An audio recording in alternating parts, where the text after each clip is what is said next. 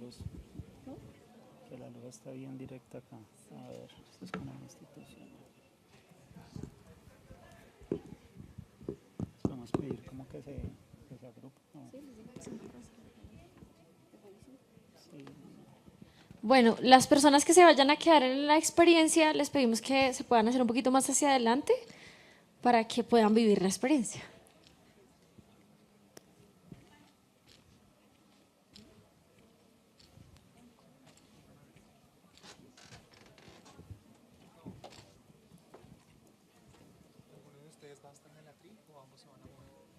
Entonces nos movemos todos.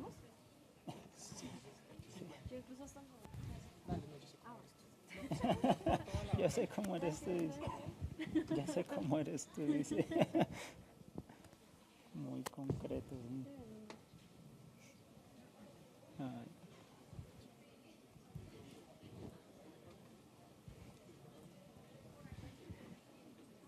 Eso dice.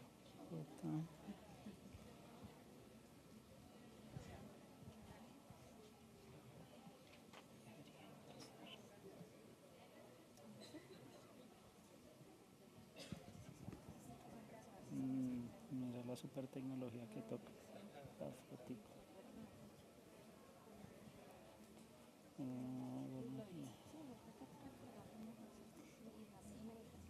Está en la misma carpeta.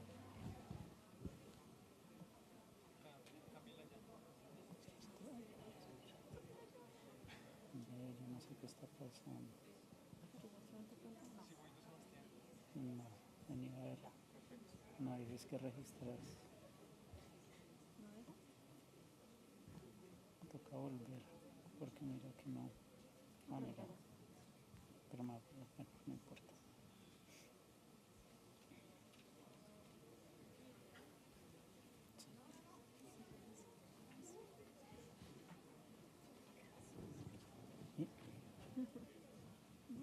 Ahora asegurémonos que los directos aparezcan.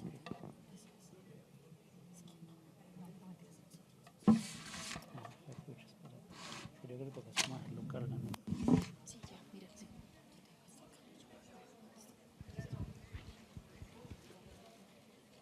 ¿Empiezas tú o empiezo yo? ¿Qué prefieres? Si quieres empezar, entonces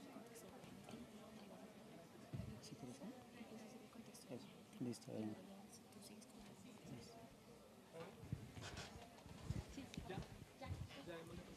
Listo, ya arrancamos, ¿cierto? Bueno, listo. Muchas gracias a los que se quedaron en este espacio que vamos a compartir de la experiencia. Ya podemos irnos haciendo más hacia adelante, como les habíamos comentado. Y bueno, particularmente hoy les queremos compartir algo bien interesante. Muchas gracias y qué chévere volver a ver muchas caras conocidas por aquí. Eso es lo más chévere de todo, ¿no? Que nos podemos reencontrar y empezar a identificar diferentes estrategias. Además que quiero contarles que esta experiencia permitió que David y yo nos conociéramos desde lo que están haciendo en la Universidad Javeriana y desde lo que nosotros también estamos haciendo. Entonces, también es una oportunidad maravillosa de tejer esas redes. Y los vamos a invitar en algo bien interesante que ustedes ven en pantalla. Así como lo comentaba Cielo, quienes somos más retro, ¿cierto? No vamos a dejar en evidencia nuestras edades, pero lo que ven en pantalla yo creo que lo conocen. ¿Qué es? El DeLorean. ¿Por qué? Porque vamos a hacer un viaje en el tiempo. Y vamos a empezar precisamente con una experiencia que nos permite reconocer lo que hemos hecho antes, durante y después, porque es algo importante también de resaltar. Además que algo que queremos reconocer en este espacio es la importancia de utilizar y aprovechar diferentes recursos y que sin duda alguna lo más importante para todo este proceso es la persona, es el ser. Y en eso nos vamos a enfocar. Entonces, miren aquí en ese viaje en el tiempo vamos a ver un video que nos va a llevar al pasado. ¿Les parece?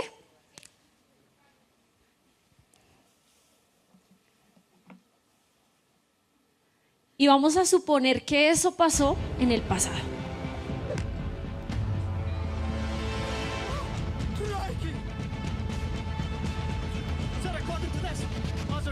Oh gosh, best avoid that. Turn left. That could have been a disaster.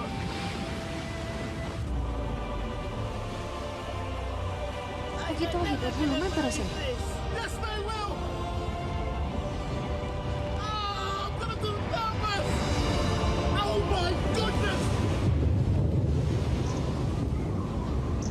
¿Sí vieron qué pasó? Qué chévere hubiera sido tomarse un selfie con Moisés, ¿no? En la primera escena, ¿qué pasó? ¿Sí vieron que lo alcanzaron a reconocer? ¿Qué era? El Titanic. Y resulta que les llegó el celular y le dijo, hey, mira que ahí al frente hay un objeto. Y pues hay que evitarlo, porque le avisó, ¿no? Por GPS. Y él, uy, no, nos vamos y vamos a evitar eso. Y luego, ¿qué pasó? La otra escena, Moisés estaba ya separando las aguas y dijo, ¿quién va a creer esto? Y pues sí lo van a creer porque tenía un celular y tomó y capturó todos esos procesos. Eso no pasaba antes, ¿cierto? Pero precisamente queremos como que nos subamos en ese DeLorean a viajar en el tiempo. ¿Qué te parece, David, si les contamos precisamente cómo conectamos con ese viaje al pasado, al presente y al futuro? Gracias, Cindy. Bueno, primero, buenas tardes a todos y todas y muchas gracias a la Universidad del Bosque por la invitación. Como bien les decía Cindy, la idea es que hagamos un viaje en el tiempo y vamos a explorar en 3 momentos diferentes, en el pasado, en el presente y en el futuro. Vamos a explorar algunas experiencias que nos pueden dar una guía y van a ser experiencias muy concretas relacionadas con posibles aplicaciones de la gamificación y las experiencias interactivas en todo lo que nosotros hemos conversado. Ustedes se habrán dado cuenta que las presentaciones que hemos tenido hasta ahora, las conferencias, están mucho más enfocadas, obviamente, en un nivel estratégico, más en términos de modelos de funcionamiento, cómo articular todas estas capacidades técnicas, infraestructurales, de culturas de innovación digital y culturas digitales y demás. Y acá lo que vamos a hacer es decir, bueno, venga, todo esto que estamos revisando, ¿cómo podemos llevarlo a través de estrategias de gamificación y estrategias interactivas a lo que sucede? Me gustaba mucho una expresión que usó alguno de los panelistas, no me acuerdo qué es lo que sucede, creo que fue el de Seipa, que él decía, pues finalmente hay que ver que es el profesor y el estudiante el que se encuentra en el ambiente de aprendizaje, sea donde sea presencial, sea híbrido, sea virtual, sea digital. Finalmente el profe y el estudiante es el que tiene que interactuar y ver qué es lo que va a suceder en ese salón y que nos da un poco de luces también lo que nos decía la estudiante que nos compartía. Entonces, a partir de esto queremos iniciar preguntándoles qué conocen ustedes como para partir de una línea base y conocer porque todos hemos escuchado de gamificación, experiencias interactivas, eso suena porque además no es exclusivo de educación, ¿no? Gamificación, eso está en todos los sectores posibles. ¿Qué hemos escuchado sobre eso? Nos gustaría escucharles y para eso Cindy va a hablar con ustedes y vamos a escuchar ¿qué han escuchado ustedes sobre gamificación? ¿Qué es gamificación para ustedes? ¿Qué saben sobre gamificación? Listo, yo estoy por aquí y precisamente es para que lo vamos a hacer muy análogo, ¿no? Alguien que quiera compartir y que diga qué es gamificación para ustedes. ¿Quién quiere compartir? Todos saben, yo sé. Por aquí, listo, mira por aquí, David. Bueno, para mí gamificación es llevar la estructura de los juegos, tanto de mesa como de rol, de videojuegos también, a entornos de aprendizaje. No necesariamente convertir la educación como en un juego, pero sí estos trucos con los cuales uno se engancha en juegos como las misiones, los poderes, los avatares, desbloquear niveles, desbloquear escenarios, llevar eso a la experiencia de aprendizaje. Muchas gracias. ¿Alguien más quiere compartir otra experiencia? ¿No? ¿Por aquí? Bueno, listo. Parece ser que están de acuerdo. Listo, gracias. Y ahora de experiencias interactivas que han conocido, que además les voy a hacer un spoiler y las experiencias interactivas es una aproximación que surge más o menos en los 90 y surge de los museos. Es una historia bien similar con el aprendizaje basado en retos, que me imagino que también muchos lo habremos conocido, que es una metodología que surge de la industria. El sector educativo lo toma de la industria, el aprendizaje basado en retos. Con las experiencias interactivas sucede algo similar. Los museos fueron los primeros que dijeron, que es una de las cosas que nos preguntamos muchos de nosotros en nuestras instituciones, parece que la gente se está aburriendo en los museos. Está muy aburrido caminar solo por los pasillos en los museos, pues busquemos alguna forma de que esas personas que atraviesan esos museos y experimentan esos museos puedan tener más interacción con eso. Pues eso suena un poco similar a lo que a veces nos preguntamos nosotros cuando decimos, uy, parece que los estudiantes pues se nos están aburriendo o algo está pasando. Entonces, ¿qué han escuchado ustedes sobre experiencias interactivas? Por aquí. Voy a ver qué nos van a compartir. Hola, bueno, yo he escuchado sobre experiencias interactivas incluso de antes de los 90, por ejemplo, con los libros que proponían unos juegos a los lectores, ¿no? Digamos, el ejemplo por excelencia es Rayuela, pero antes de Rayuela habían otros, ¿no? Que son libros interactivos en donde dice, si tú escoges tal final, pues vete a tal página, y si escoges otro final, pues vete a otra página, digamos, muy similar a lo que hizo Netflix con este Black Mirror Bandersnatch, ¿no? Entonces, digamos que esa experiencia interactiva, yo creo que incluso está anterior a este tipo de productos. Me parece que incluso las revistas de catálogo que tienen que uno frote el pedacito para poder oler, eso sigue siendo interactivo, ¿no?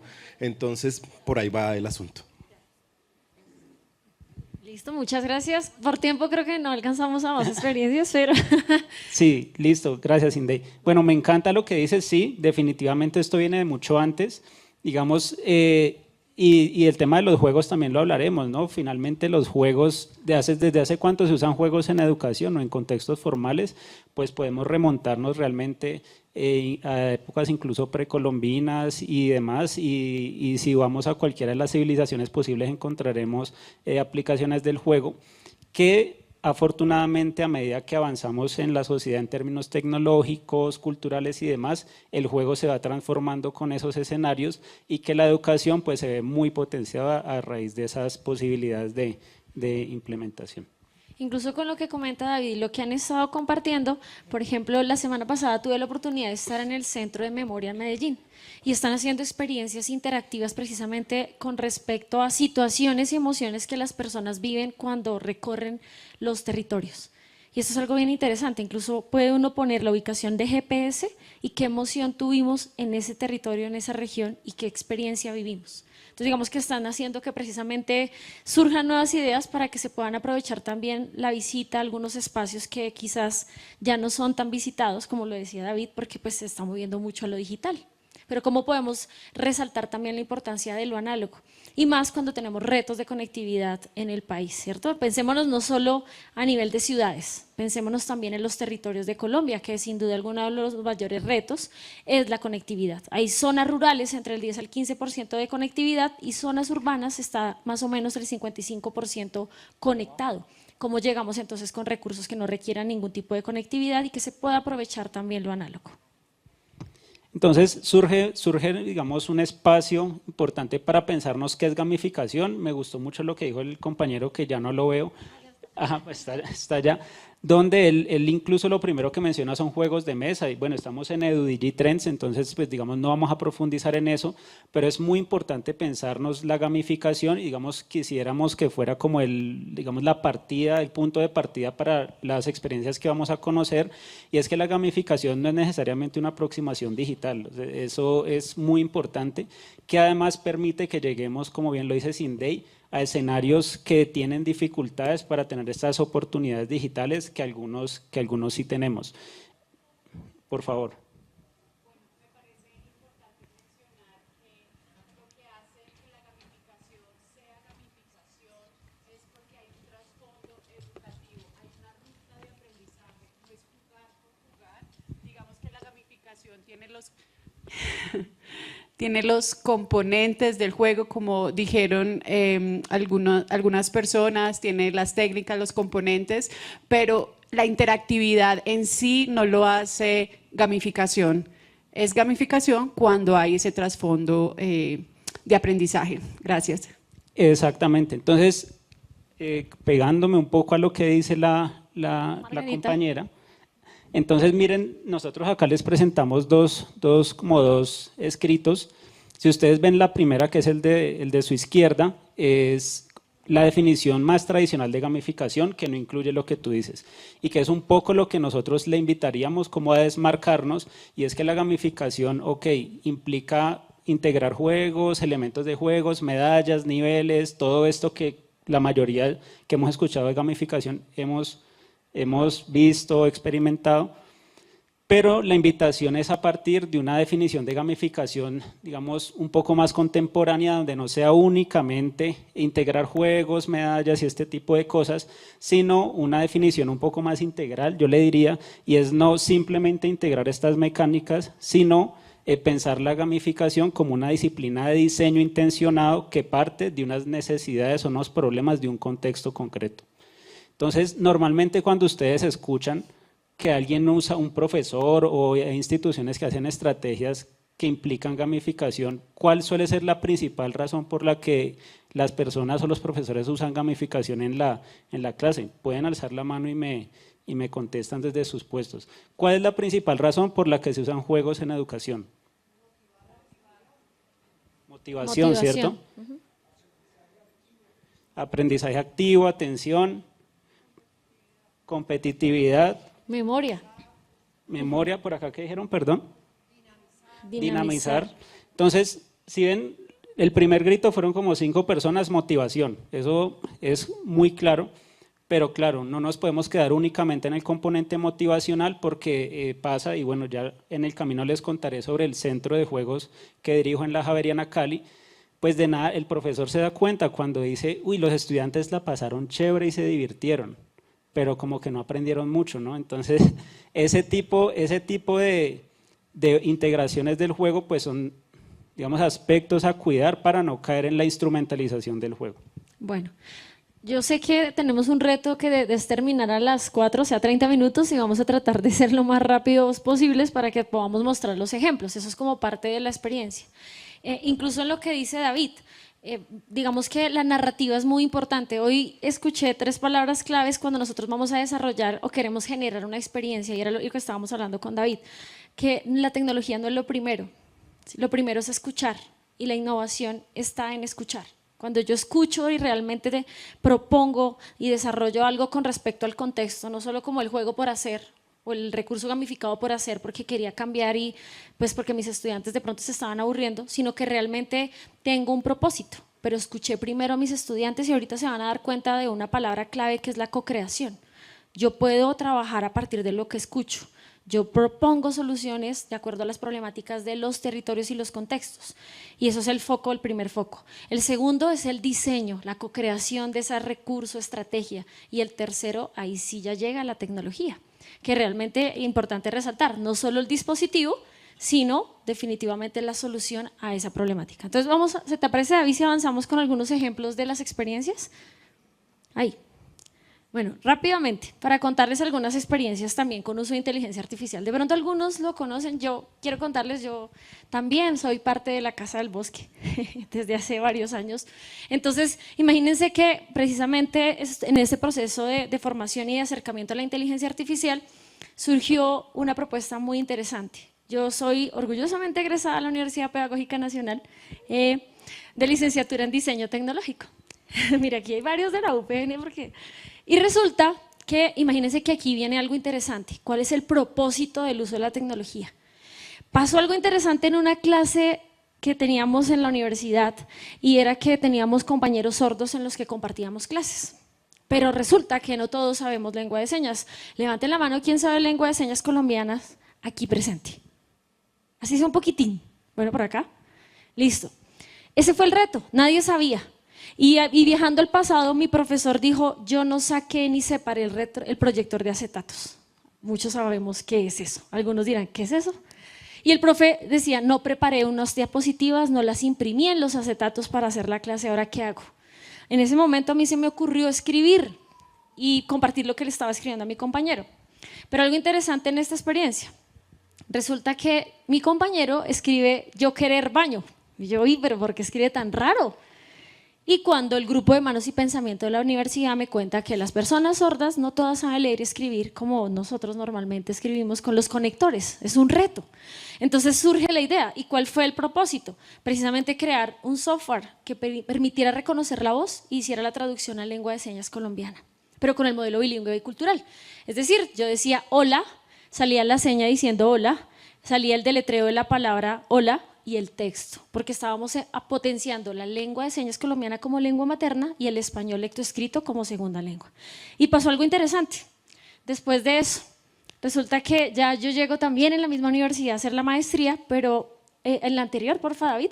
Pero algo que pasó allí, en este foco, que viene otro de los elementos importantes, el trabajar con otras áreas y disciplinas.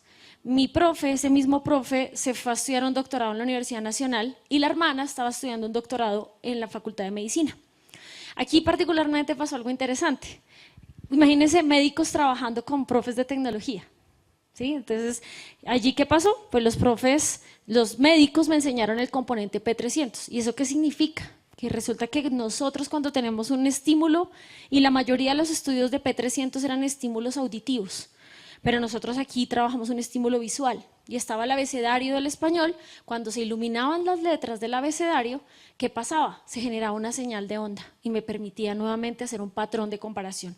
Ahí es donde yo podía utilizar inteligencia artificial, ¿sí?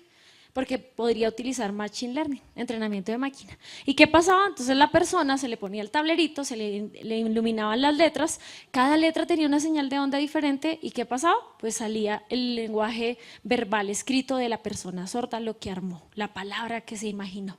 Eso es como parte de la estrategia.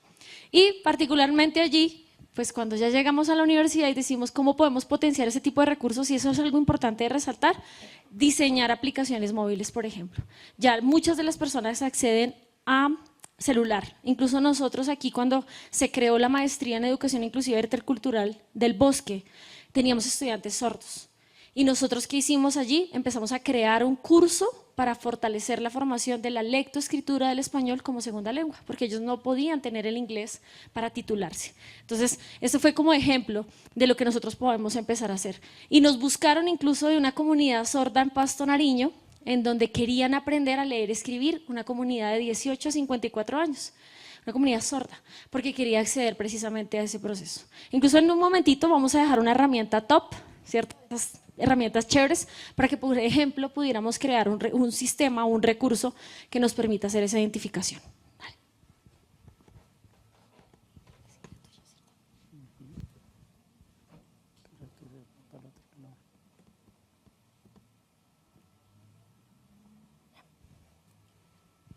Bueno, gracias, Cindy. La segunda experiencia que les vamos a contar o que les voy a contar tiene que ver con sistemas de gamificación. Además aprovecho la conferencia que tuvimos ahorita con Cielo, donde habló bastante de temas de la SLMS. Me encantó una frase que dijiste, es que de pronto nosotros en las instituciones de educación superior pues ya queremos no necesariamente tener que adaptarnos a lo que nos ofrecen los proveedores, porque nos sucede muchísimo que en temas de estrategias de gamificación las posibilidades que tenemos dependen casi que directamente de lo que el proveedor o tenga ya desarrollado o de lo que esté dispuesto a brindarnos nuevamente. Y eso no se imaginan en términos de una estrategia de gamificación, pues las dificultades que genera, porque cuando nosotros estamos pensando en estrategias de gamificación, como bien lo decía la compañera, lo primero que pensamos, al inicio no pensamos en juegos, pensamos qué problema queremos abordar y a partir de ese problema decimos de pronto una estrategia de gamificación puede funcionar. Se diseña la estrategia de gamificación y ese diseño después pensamos en una implementación tecnológica, en una herramienta, una plataforma del LMS. ¿Qué pasa muchas veces? Entre ese diseño conceptual, que atrás está mostrando un video de como una experiencia de un desarrollo que se hizo, pues finalmente ese diseño tiene que ser recortado de 1000 maneras posibles para que pueda ser adaptable, casi que pueda entrar dentro de la plataforma que nos ofrece sus servicios de plataforma de gestión del aprendizaje. Esta experiencia entonces nos lleva a ofrecer escenarios de aprendizaje que pueden ser a veces MOOCs, cursos virtuales, diferentes estrategias híbridas o digitales, donde integramos diferentes tipos de mecánicas. Nosotros, mecánicas refiriéndonos como a esas partes del juego que hacen que las personas se motiven a jugar un juego, llamémoslo de esa forma concreta, donde hay un mundo narrativo, ese mundo narrativo lo que hace es que acompaña al estudiante desde un inicio hasta un final, y ese mundo narrativo lo que permite es que el estudiante pueda engancharse y que a lo largo del curso, por más curso por más curso de matemáticas, porque además es aplicable a cualquier área de conocimiento, pues pueda irse llevando diferentes escenarios narrativos a lo largo de su experiencia de aprendizaje. Esto solo es como un ejemplo de narrativa, por ejemplo, el syllabus, por llamarlo de esta forma, el microcurrículo se le presenta al estudiante con un video que está integrado a la narrativa. Entonces los módulos son niveles, en esos niveles hay experiencias, en esas experiencias hay unas de evaluación que son retos, hay unos desafíos, unos escenarios que son las actividades de aprendizaje y se va como configurando un escenario entre la gamificación y el sistema formal pues, de aprendizaje. Tenemos otras mecánicas que tienen que ver con todo el tema de sistema instruccional. Esto nos ayuda mucho también, que era una de las preguntas que le hacían a Cielo, ¿cómo hace uno si es completamente autónomo para que el estudiante se mantenga vinculado a la experiencia? Entonces, hay estrategias relacionadas con desarrollos audiovisuales donde se le explica al estudiante cada una de las fases que él va atravesando desde el inicio hasta el final de la experiencia gamificada. Otra mecánica que funciona mucho y los que estén acá y tengan la oportunidad de estar en estas unidades, el tema de los mapas interactivos de progreso y exploración también son muy ganadores y pensémoslo porque finalmente es una forma de dar retroalimentación al estudiante sobre su avance a lo largo de un curso, de una experiencia de aprendizaje. Entonces son muy deseables, tienen muy buenos resultados en términos del engagement del estudiante. Y que yo diría que es como ya lo más básico, que es el sistema PBL en gamificación, que es puntos, medallas y leaderboard, tablero de líderes, que también es muy ganador, pero acá yo sí quisiera como decirles que ojalá nuestras propuestas de gamificación y la invitación es que las propuestas de gamificación ya, digamos, trasciendan de este escenario que es como el más tradicional, que es ponerle puntos, medallas y tablero de líderes a las estrategias de aprendizaje que nosotros queremos gamificar. Esto siempre para mí es como lo último, lo más importante son las estrategias de retroalimentación y que el estudiante pueda ir avanzando y teniendo un progreso claro sobre lo que quiere hacer en una gamificación y lo que se espera de él en una gamificación. Este escenario en concreto, ya para cerrar, tiene que ver con una estrategia de certificación de competencias, esto ya tiene buen tiempo, por eso está en esta sección de pasado, tiene un buen tiempo, fue incluso antes de que se empezara a hablar tanto de microcredenciales, pero lo que hacíamos acá es que a medida que la persona iba entregando estas actividades que se le pedían, estas actividades se recogían y se constituían como la evidencia que permitía certificarles en ciertas competencias específicas y que a su vez iba a permitirle recibir ciertos diplomas, certificados futuros por parte de la universidad. Yo creo que acá unos insights centrales de esta parte para cerrar es, en general las LMS no suelen estar preparadas, casi siempre nos invitan a nosotros a hacer desarrollos propios, entonces también no tenerle miedo a nosotros como instituciones de educación superior a hacer nuestros propios desarrollos para este tipo de estrategias, no necesariamente tienen que ser solo proveedores, sino obviamente desconocer la importancia que tienen estos para nuestra operación.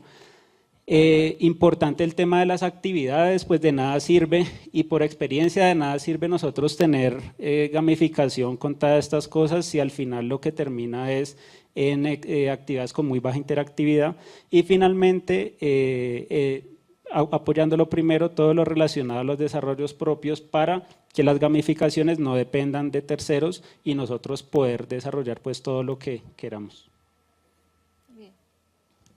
Ahora nos vamos al presente y vamos a ver un foco aquí bien interesante. No tan al presente. Ay, no, espera.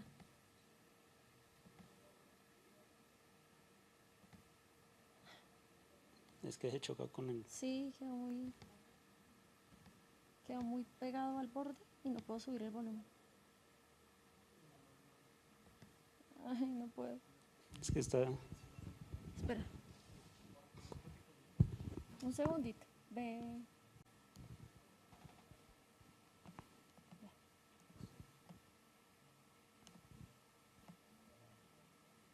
Ahora sí.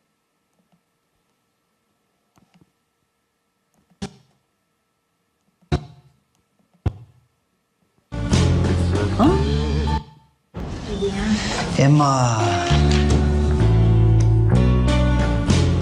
Huh? Emma. Emma. Emma.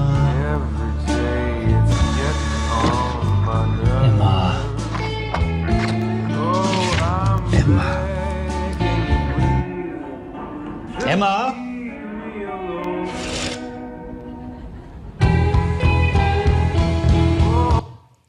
Bueno, muy interesante aquí precisamente la analogía cuando nosotros nos vamos a el uso de los dispositivos y precisamente Cielo mencionaba algo bien interesante, lo de los niveles y las habilidades. Por supuesto no podemos generalizar de que todos y todas sabemos lo mismo. Nosotros incluso hicimos una estructura muy interesante, muy en la línea de nivel explorador cuando yo estoy apenas acercándome al uso de la tecnología. Nivel intermedio que ya estoy pues utilizando digamos ya recursos creados, algunas de las plataformas que ya existen, y ya el nivel innovador cuando yo ya creo y desarrollo recursos, ¿no? Yo ya estoy en ese foco de creación. Incluso particularmente aquí en la Universidad del Bosque, nosotros yo me acuerdo que hace unos años nos llegó la plataforma Cepo y fue donde nosotros empezamos a crear los juegos y a empezar a desarrollar todas estas narrativas con las insignias y después de ahí nos volvimos súper aficionados pues de crear este tipo de plataformas a través de Cepo. E incluso en este foco tan interesante también, yo quiero contarles, esto es un producto de aquí en la Universidad del Bosque. Incluso las voces de este videojuego está Gina aquí, que ella me ayudó con las voces. Esto es un producto del programa de diseño y comunicación de aquí de la universidad y se llama City Play. ¿Qué pasó en este proyecto bien interesante? Y era lo que mencionaban hace un momento. Nosotros no creamos un proyecto de investigación y un proyecto de grado solo por la titulación, sino que con los estudiantes nos fuimos a recorrer y a conocer los contextos de la escuela. Y pasaba algo, y eso no solo pasa en los colegios. Nuestros niños y niñas y jóvenes, muchas veces, incluso nosotros, no leemos, no seguimos instrucciones. Y no sé, yo creo que a todos les ha pasado que uno pone un video y uno le da rápido play y lo saca. A veces uno no lo lee completo. Entonces ese era el reto. Y nosotros entonces desarrollamos un videojuego 100% colombiano, pero le preguntamos a los niños qué querían en el juego y un proceso de co-creación. Y aquí los niños nos dijeron queremos que esté muy similar los personajes a Minecraft, por eso los monachitos ustedes los ven así. Y algo interesante era que entraban en una ciudad y los profes nos decían queremos que fortalezcan habilidades ciudadanas, que sigan instrucciones, que se fortalezca el proceso de lectoescritura. Entonces los niños tenían que encontrarse con 3 robots. Cada robot representaba la relación conmigo mismo, con el medio y con los demás. Y ellos les daban las indicaciones de qué hacer en la ciudad. Algo chévere aquí que pasó, voy a contarlo rápido, pero para que podamos avanzar. Los niños nos decían, profe, en el videojuego por lo general uno pierde una vida, ¿cierto? Cuando no son recursos gamificados, pero si uno está jugando, por ejemplo Super Mario, ¿qué pasa cuando uno se cae? Se mata, ¿cierto? Perdió una vida. Entonces los niños nos dijeron, profe, aquí no queremos perder una vida porque preciso llegó el COVID. Entonces aquí, ¿qué pasaba cuando nos equivocábamos? Nos daba COVID. Esas fueron ideas de niños de quinto de primaria. ¿Y qué pasó? ¿Cómo se recuperaban los niños entonces después del COVID? Tenían que buscar alimentos saludables y tomar agüita. Y ya, miren, ahí estamos recolectando la comida saludable. Una hamburguesa no te iba a quitar el COVID, tenías que comer frutica y otras cosas. Y tomar agüita, para que pues efectivamente te pudieras recuperar del COVID. Entonces, miren las experiencias tan interesantes que los niños empiezan a contarnos a partir del escuchar, que esa es la palabra clave cuando estábamos conversando.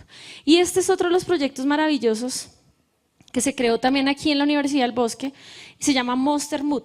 Y este fue una inspiración de la película Intensamente, ¿sí?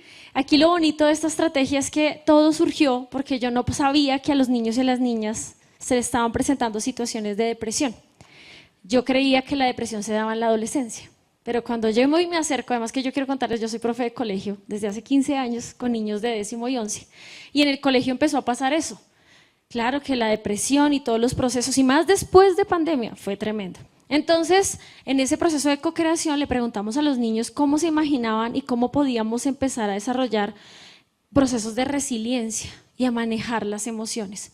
Y surgió este proyecto. Este es el recurso análogo, porque recordemos, lo análogo es muy importante y más cuando no hay conectividad. Entonces es un juego de mesa.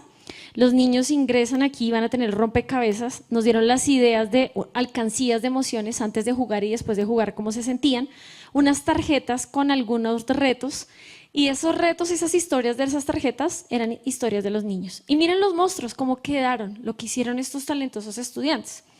Efectivamente los niños los dibujaron, pero los diseñadores los transformaron en estos monstruos. Y los niños dijeron que no querían que se llamaran alegría, tristeza, ira, sino miren los nombres. Y aquí están las tarjetas.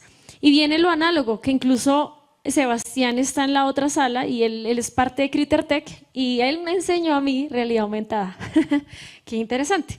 Y entonces a partir de allí fue que desarrollamos esta aplicación con realidad aumentada. Los niños armaban los rompecabezas, salían los monstruos en 3D, pero lo chévere es que aquí los monstruos les contaban sus historias y cómo ellos manejaban la tristeza, la ira, y que no estaba mal estar triste, pero cómo pues efectivamente lo podían hacer a través de este tipo de estrategias. Luego le creaban unos universos, unos mundos y una experiencia a los monstruos pues para poder desarrollar ese tipo de recursos. Listo, gracias, Cindy. Bueno, vamos al presente. Entonces, en el presente, nosotros, si ven, ya vamos como avanzando un poco más en aproximaciones, digamos, más contemporáneas al tema de la gamificación y las experiencias interactivas. Y yo acá les quiero presentar algo que yo creo que es más bien poco común, se trabaja mucho más, creo que en Europa, y es el tema del uso de los videojuegos para medición de habilidades. Se suele escuchar más los videojuegos y los juegos en general como estrategia de aprendizaje, pero mucho menos como estrategia de evaluación. Y cuando se piensa como estrategia de evaluación, suele estar directamente relacionado más con aproximaciones cualitativas. Lo que les quiero mostrar es una aproximación del uso de videojuegos como herramienta para obtención de data dura. Y cuando hablo de data dura son datos concretos que nos permitan hacer modelos de analítica que nos permitan medir ciertas cosas que nos interesen medir. ¿Listo? Este es un videojuego que se llama Visor. Esto fue liderado por unos profes. Yo soy coinvestigador.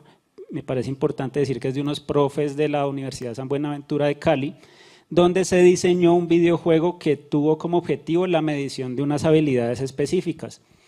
Esas habilidades específicas, ¿cómo se medían con este videojuego Visor? Que además partió de un supuesto, y es que lo que se encontraba, una de la brecha que se encuentra en la literatura es que los videojuegos pues pocas veces están hechos para poblaciones con condiciones diferenciales. Por ejemplo, en este caso, no oyentes o niños, niñas o adolescentes con dificultades de audición. ¿Por qué? Pues porque un videojuego, casi en todos los casos, los contenidos instruccionales o narrativos pues suelen tener un alto componente de audio. Y esto obviamente excluye o segrega pues a esta población.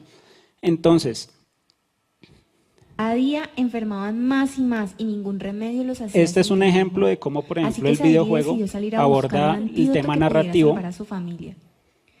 Caminó y caminó por el bosque, evadiendo los aldeanos que se convirtió en zombie por la maldición, e intentará volverte uno de ellos.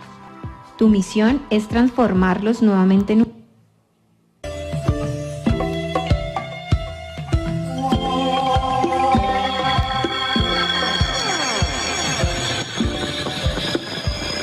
Bueno, este videojuego entonces lo que hace es que el jugador tiene instrucciones, tanto para oyentes como para no oyentes, todas las instrucciones, tanto las que están previas como las que están durante el juego, y lo que se buscó evaluar fueron habilidades relacionadas con lo cognitivo, inhibición, planeación, entre otras. Acá lo más importante es cómo se recogieron esos datos y las oportunidades, que es realmente el mensaje más allá del proyecto, las oportunidades que esto da para considerar los videojuegos como un motor de evaluación o una oportunidad de evaluación. Entonces acá nosotros les muestro el sistema de datos de este videojuego. Entonces, para explicarlo muy rápidamente, nosotros comprendemos el videojuego como un escenario de interacción, hablando de experiencias interactivas. Todos acá, yo me imagino que en algún momento algún videojuego habrán jugado, así sea en el celular, en el Atari, en el Xbox, en el computador, lo que sea. Y cada una de las cosas que ustedes hacen, cada interacción que ustedes tienen con un videojuego, genera una huella de interacción. Es decir, si usted está jugando Candy Crush, pongámosle ese juego que todos lo conocemos, cada vez que usted hunde la pantalla en cierto espacio específico de la pantalla, eso genera un dato que puede ser recogido de alguna manera por una base de datos. Esos datos pueden ser, digamos, operacionalizados y relacionados con unas estructuras de unos comportamientos específicos que yo quiero medir. Y esto nos abre una oportunidad para evaluar muchas posibilidades de habilidades. Acá son unas específicas, pero les puedo hablar de muchas otras, donde según, por poner cualquier ejemplo, un juego cooperativo, estamos jugando Cielo, Cindy y yo estamos jugando un juego cooperativo, un videojuego. Cada vez que yo interactúe con Cielo, Cielo con Cindy y Cindy conmigo, la base de datos, cada clic de interacción lo toma dentro de esa base de datos y eso me puede permitir a mí después crear una estructura de datos basada en una operacionalización de unos comportamientos concretos que yo quisiera medir y que me quisiera dar un informe que va a servir tanto para el estudiante como una retroalimentación sobre su nivel o su desempeño con relación a esa habilidad, como para el profesor para tener un insumo concreto para dar ese feedback al estudiante. Este es pues un ejemplo que yo creo que hace parte del presente, pero vamos para allá. Hay proyectos en Europa que están usando videojuegos comerciales que meten módulos de bases de datos y que recogen mucha información relacionada a los estudiantes. Y hablando un poco de lo que decían hace poquito, creo que antes de Cielo, el conversatorio que hubo, que se mencionaba el tema de cuáles son los intereses, qué buscan ahorita los estudiantes, pues definitivamente sabemos, no porque, además pues porque soy el director del centro de juegos y es lo que me gusta y lo que hago, pero los datos en términos de uso de videojuegos y todas esas tecnologías interactivas, tanto en términos de educación como el mercado de los videojuegos, pues definitivamente crece exponencialmente y ofrece muchas oportunidades para estos escenarios de evaluación muy potentes, porque complementan lo cualitativo, que es lo que ya desarrollamos. Algunos insights rápidos sobre esto. Entonces, no solo los videojuegos son aprendizaje, sirven para evaluación. Evaluación siempre es un escenario difícil, lo sabemos, pero hay un potencial muy importante para acercarnos a esos niveles de esas competencias de nuestros estudiantes. Importante el tema de la accesibilidad y la diferenciación pues en las poblaciones, no podemos usar la misma herramienta pues sin importar estas diferencias.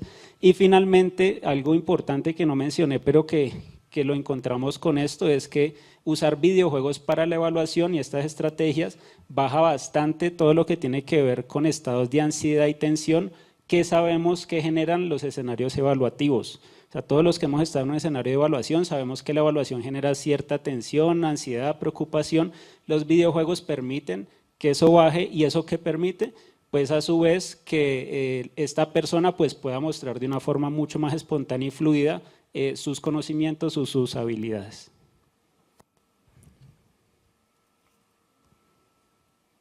Bueno, aquí ya nos vamos al futuro porque sé que yo veo a Jorge y ay, entonces precisamente parte de la imagen que está aquí en el viaje al futuro, este mensaje me parece clave, ¿no? Decía como ChatGPT termina de construir este edificio, ¿no? O esta construcción. Y pues la clave ¿cuál es? Tus habilidades son irreemplazables. Y algo importante que hablábamos incluso hoy, precisamente yo estaba con Rafael, que es el decano de la Universidad del Rosario, estábamos charlando, y han preguntado mucho el foco de la ética y los sesgos en el uso de inteligencia artificial. Y decíamos, claro, es que en sí la tecnología no es mala. Nosotros somos los que nos encargamos de programar, de estructurar, de poner el código, de hacer digamos, toda la planeación. Entonces es lo más importante que nosotros tenemos que fortalecer. Y otro foco, nos estamos más preocupando por las habilidades socioemocionales, por los objetivos de desarrollo interior, que sin duda algunas son muy importantes. Y hay una parte muy importante que queremos compartir en ese foco, es que yo puedo fortalecer el ser para que definitivamente yo pueda hacer y conectar con el saber. Esos son como los 3 componentes importantes, pero que el ser es la base de todo. Incluso, ¿por qué surgieron los objetivos de desarrollo interior? Porque se dieron cuenta que los objetivos de desarrollo sostenible necesitaban primero esa conciencia, ese desarrollo desde el ser humano. Por eso están aquí. Miren estos focos. Los objetivos de desarrollo interior están en el ser, el pensar, el relacionar, colaborar y actuar. Y aquí viene una apuesta bien interesante que es parte de la evolución de ese proyecto y esa estrategia que les compartí de los monstruos, y es que permitió, y yo estoy desarrollando esa propuesta como mi tesis doctoral, yo estoy haciendo otro doctorado en la Universidad de Manizales en formación de diversidad, y que desarrollé en esta tesis particularmente o en este proyecto, el desarrollo de resiliencia en esos niños y niñas con depresión, pero encontré un modelo, el modelo de verbalización de Grothberg. ¿Y este modelo en qué consiste? En esa conexión en el ser, saber y hacer, pero con los componentes importantes de las fuentes de desarrollo de resiliencia, que es el yo tengo, yo puedo, yo soy y yo estoy. Entonces nosotros podemos trabajar mucho todas las estrategias y la tecnología, la gamificación, la inteligencia artificial, pero sin duda alguna lo más importante siempre va a ser el ser. Eso es como parte del foco que nosotros queremos desarrollar. Las emociones, el uso de recursos digitales y análogos, el trabajo en equipo es supremamente importante. Si nosotros, digamos, preguntamos aquí en el auditorio presente, las áreas y las disciplinas que están aquí son muy diversas. Imagínense que todos nosotros nos pusiéramos de acuerdo en proponer una estrategia a una problemática del país. Entre todos podríamos hacerlo, porque somos de disciplinas y áreas diferentes. Entonces es como parte de la red de articulación de disciplinas. Y bueno, yo creo que voy a avanzar aquí porque queremos dar, si te parece, David, haces el cierre en esta parte y dejamos la herramienta top porque ya nos toca ir cerrando. Listo, gracias, Cindy. Entonces, rápidamente, ya para cerrar nuestra sexta experiencia, vamos a mostrarles muy rápidamente algunas oportunidades relacionadas a realidad virtual. Ya hablamos un poco de realidad aumentada, nos los mencionó Cindy, y realidad virtual abre estas posibilidades relacionadas a educación con tecnologías digitales. Lo más importante acá, para no extenderme en esto, las experiencias interactivas inmersivas, que es como el apellido que se le pone con estas tecnologías de realidades extendidas, pues tienen que ver con la inmersión que le permite a los estudiantes, y voy a hacerles una muestra muy concreta de unas experiencias que hemos tenido.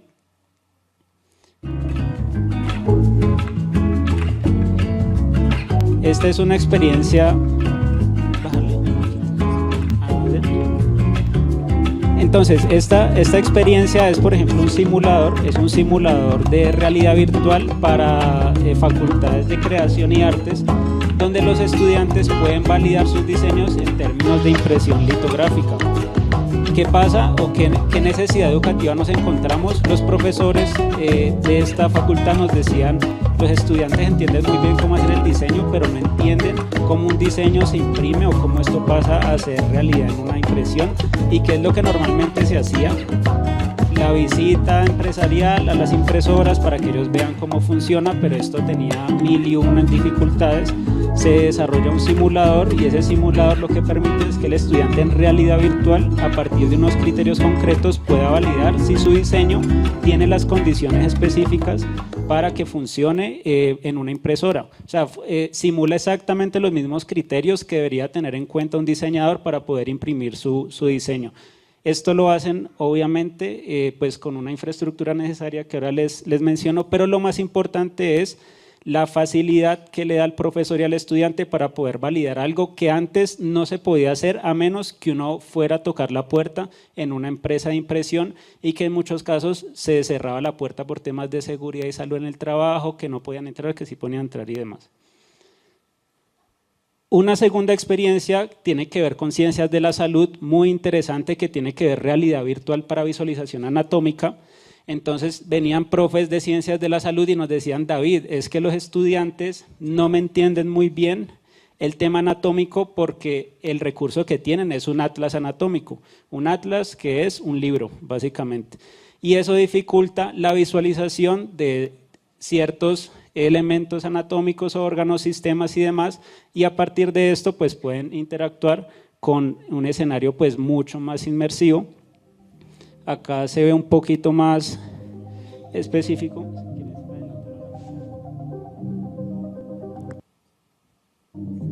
que esto hay que vivirlo para entenderlo, porque obviamente acá ustedes ven un video y ese video pues se ve muy interesante, pero no es lo mismo estar dentro.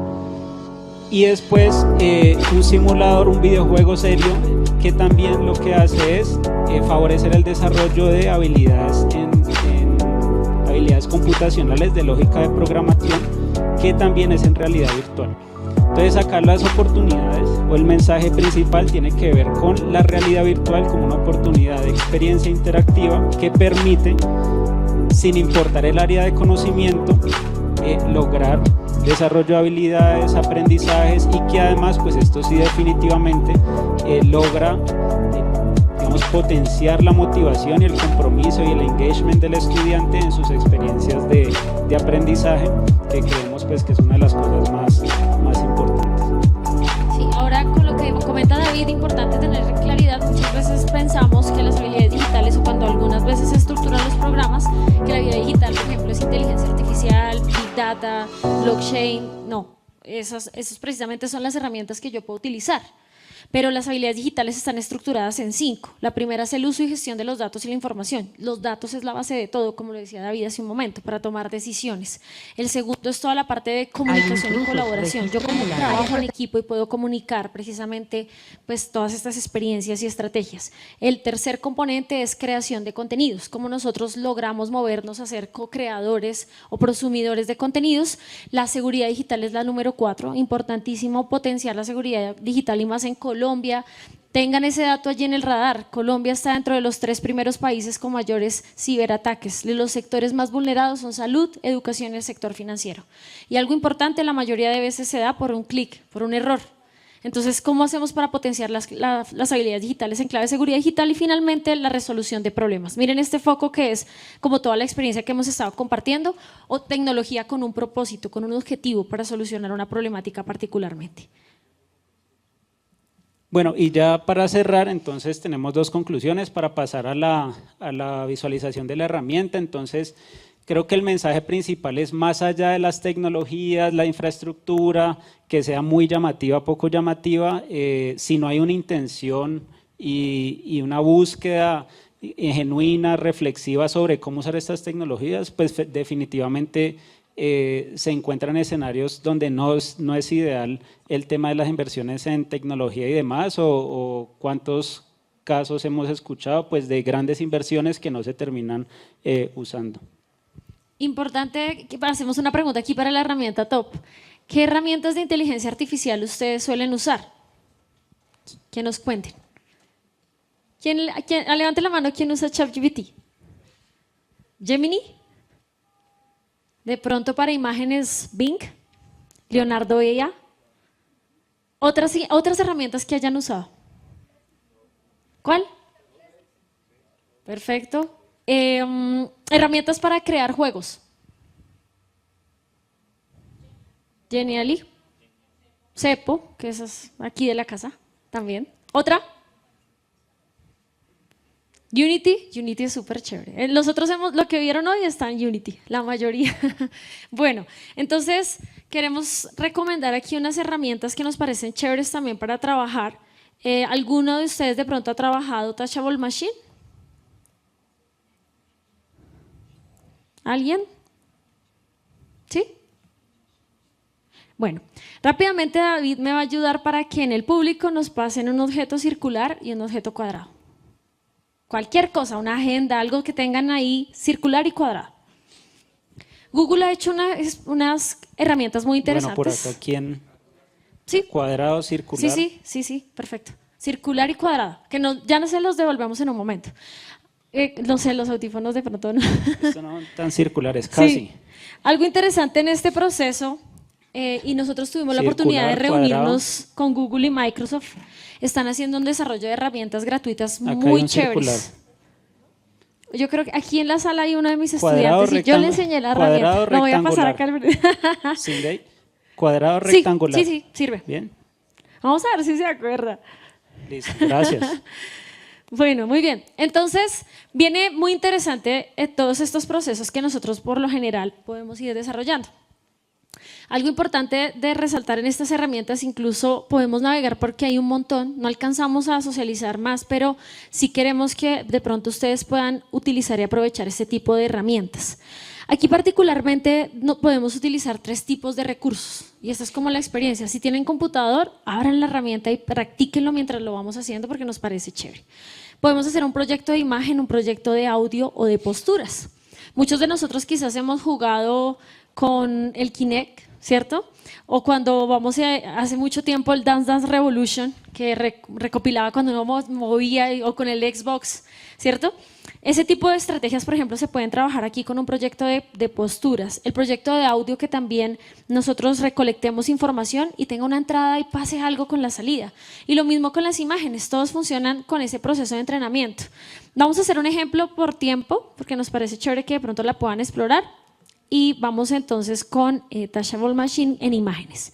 Entonces vamos a ver cómo me veo acá en la cámara con este computador. Vamos a ver si me veo. Ay, Diosito, vamos a ver.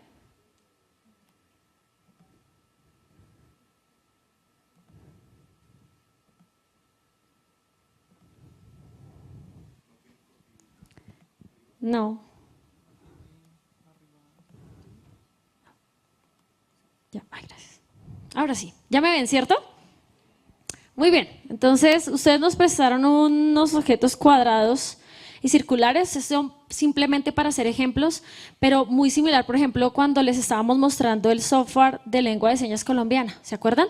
Que por ejemplo yo podría poner aquí la A, ¿cierto? Yo puedo empezar a hacer la lengua de señas colombiana, la C, la D, y tomo los patrones con las fotos y ubicando las manos, por ejemplo, en esa posición. ¿Que lo puedo hacer mejor con el de posturas? Sí, pero como para dar un ejemplo. Entonces, aquí, ¿yo qué hago? Voy a poner el objeto cuadrado. David, ¿me puedes tener un momentico aquí el micrófono? Gracias. ¿Ah, sí puedo? ¿En este? Hola, hola. Hola, ay, sí. Listo, mejor así, para que yo pueda utilizar este proceso. Entonces, voy a empezar a utilizar y a ubicar, a hacer el entrenamiento del objeto, ¿cierto? Algo importante cuando yo estoy haciendo el entrenamiento, por supuesto yo tengo un fondo y tengo ruido allí, pero pues para efectos del ejemplo pues me va a servir mucho este tipo de procesos. Entonces yo voy a tomar las muestras de la imagen, no solo con este objeto que nos prestaron, voy a tomar el celular de David también y voy a empezar a tomar los patrones. Algo importante es que cuando hago el entrenamiento de los objetos, voy a poner mi celular también por acá, aunque brilla Pikachu, pero bueno. Lo importante es que en las muestras que yo tome, tiene que ser el mismo número en el siguiente que voy a entrenar, en el siguiente patrón. Entonces digamos que aquí, esta clase voy a dejarlo como cuadrado, aunque sé que hay unos objetos que están rectangulares, pero bueno, sirve para el ejemplo. Y voy a tomar entonces la clase número 2 para poner en los círculos. Ahí. Listo. Nuevamente voy a activar la cámara y los objetos circulares. Aunque tiene un agujero, pero bueno, sirve para el ejercicio que estamos entrenando. Entonces voy a acercar el objeto para hacer el entrenamiento, tomar las muestras. Y por aquí me encontré, no sé de quién era, pero me sirve, una botella. Y empiezo a entrenar. ¿Cuántas muestras de imágenes tomé en el primero? ¿Se acuerdan? 30. Entonces tengo que llegar también a 30 muestras aquí. Si me paso, no hay problema. Yo lo que puedo hacer es borrar las muestras para que quede el mismo número de muestras. Listo. Y voy a tomar otra más, porque es que recuerden que hay mucho ruido del ambiente y además aparezco yo ahí. Entonces voy a tomar en la cámara también estas opciones cuando no hay objeto. Cuando no está Cindy, cuando aparece Cindy. ¿Listo? Y entonces yo ya tomé como las muestras para hacer el entrenamiento. ¿Se acuerdan cuando les contaba un poco la experiencia que tuve de entrenamiento de por ejemplo, la voz? Cuando el ingreso de la voz decía hola, pues yo hacía ese entrenamiento de patrones. Listo. ¿Yo qué hago posterior a ello? Ya tomé las muestras de un cuadrado, del círculo y del ambiente. voy a preparar el modelo. Él empieza a hacer un entrenamiento y una preparación de los datos, ¿cierto? La entrada, pues efectivamente fue lo que yo definí como las clases, las 3 clases particularmente. Posterior a ello, automáticamente hace el modelo de entrenamiento. ¿Y qué permite hacer aquí? Aquí entonces en la parte inferior ustedes van a ver que efectivamente, espérenme, voy a minimizar un poquito para que ustedes lo puedan ver. ¿Qué aparece en la parte de abajo que reconoció? Es morado de casualidad, bueno, pero ¿qué reconoce allí? El ambiente, ¿sí ven? Porque estoy yo. Pero si yo, por ejemplo, pongo el objeto, reconoce que es un cuadrado. Voy a poner la botella que tenía por acá y reconoce que es un círculo. Si ustedes me prestan otros objetos, no necesariamente los que yo tomé fotos, la idea es que efectivamente él también, si un patrón queda muy bien entrenado, por supuesto yo tomé 30 muestras, era muy poquito, pero es como para el ejemplo que ustedes puedan explorar. Lo interesante es que aquí vienen una cantidad de ideas interesantes para hacer. Por ejemplo, podemos empezar a hacer el de lengua de señas colombiana que les contaba. Y aquí podríamos empezar a aprender que, por ejemplo, si yo entrené el abecedario, cuando yo me acerqué y haga la práctica, pues efectivamente reconozca que estoy haciendo el abecedario. Y muchas otras ideas que esperamos que ustedes también se puedan inventar y crear.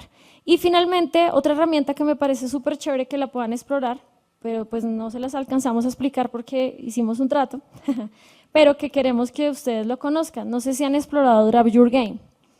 Se la recomendamos. Esta es, mi estudiante hizo que sí, o sea, muy bien. Aquí esta funciona con una aplicación móvil, que es lo interesante, que aquí viene como la vinculación y la articulación entre lo análogo y lo digital. Lo podemos trabajar a través de una aplicación y qué es lo que nos permite o qué es lo que nosotros podemos hacer acá. Nosotros dibujamos el juego. Hey, ¿qué tal, chicos y chicas, jugadores y jugadoras de videojuegos? Y instalamos la aplicación en nuestro celular, pero lo chévere es que yo incluso en una hoja de papel blanco puedo dibujar el juego. Y cuando tomo la foto, pues del escenario, perdón, el escenario como con la narrativa y la historia pues de mi juego que quiero hacer. Cuando yo le tomo la foto con el celular en la aplicación Draw Your Game, que me permite hacer ese juego, ese dibujo en la foto que tomé, lo digitaliza. Y permite que entonces ya nosotros podamos empezar a jugar. Entonces miren, aquí funciona, a ver, se los mostramos para que de pronto la puedan explorar luego. Es súper chévere y tiene 4 categorías, o bueno, 4 indicadores. El color negro son los elementos estáticos, el color azul son los elementos móviles que se pueden mover en el escenario. El color verde te permite hacer como para saltar y el color rojo es el peligro, lo que puede acabar con el personaje. Entonces digamos que, por ejemplo, aquí le tomamos la foto al juego, como lo ven, y posterior a ello, entonces él hace el proceso de digitalización que les contaba, lo voy a avanzar, y ya, mire, se convierte en el juego, de acuerdo a lo que yo haga. Yo puedo hacerlo dibujado, pero también lo puedo montar en una plataforma y hacerlo pues mucho más elaborado. Y miren hasta el personaje, ¿no? Y todo es con una aplicación. Entonces, lo interesante es que también empezamos a desarrollar que nosotros podemos crear los escenarios y las narrativas de estos juegos. Listo, esas fueron como las 2 herramientas que queríamos recomendarles, para que las puedan explorar, porque nos parece súper interesante también dejar, además de las experiencias que estábamos compartiendo, enseñar algunas de las herramientas que son muy poderosas, sencillas de usar y que se pueden aplicar.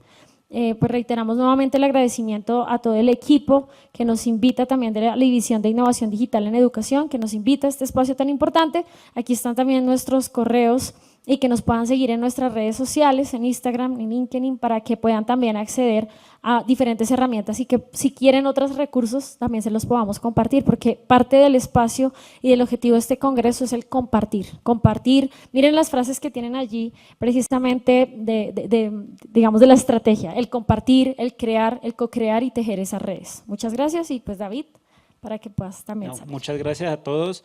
Realmente el mensaje es tener las oportunidades de explorar todas estas experiencias interactivas de tal forma pues, que podamos vernos estudiantes, profesores, directivos beneficiados en lo que buscamos finalmente, que es una mejor educación. Gracias a todos y todas.